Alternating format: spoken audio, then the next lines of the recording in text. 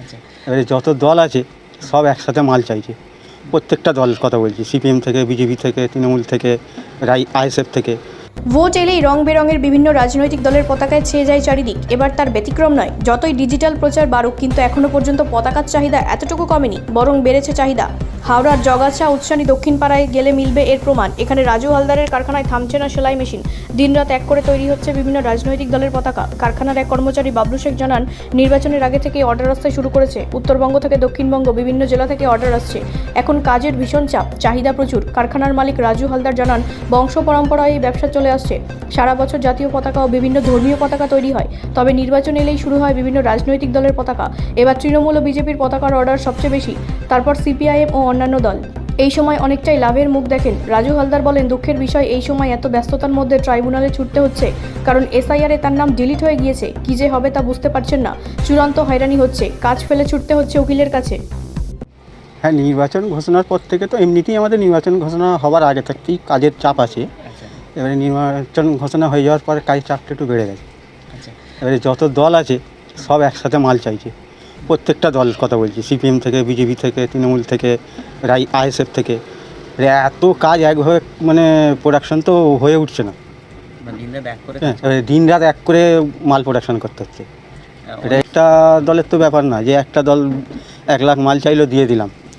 3-4টে দলকে এবারে মাল দিতে কী খারাপই যে হচ্ছে, কী সমস্যা মানে ধারণা করতে পারবো না। এখন তো এত কাজের চাপ। হ্যাঁ, দুটো দলের বলতে গেলে দেখুন, এখানে চাপের মধ্যে এখন ধরুন বিজেপি, তারপরে এই তৃণমূল, তারপরে এই সিপিএম, অন্যান্য দল।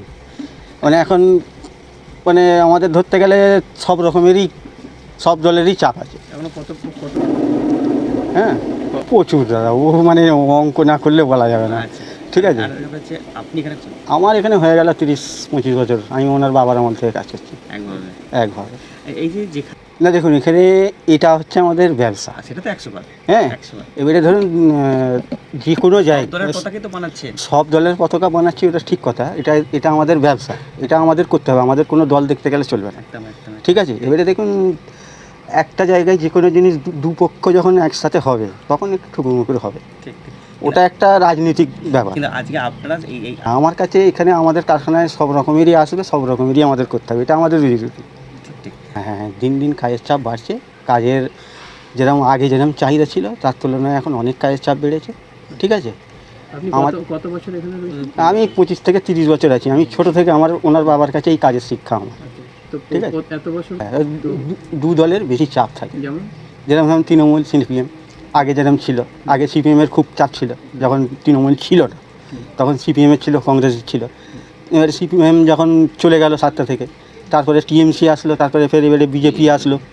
এবারে এখন এই তৃণমূল আর বিজেপি কি ধরুন বেশিরভাগ দুটো চাপ।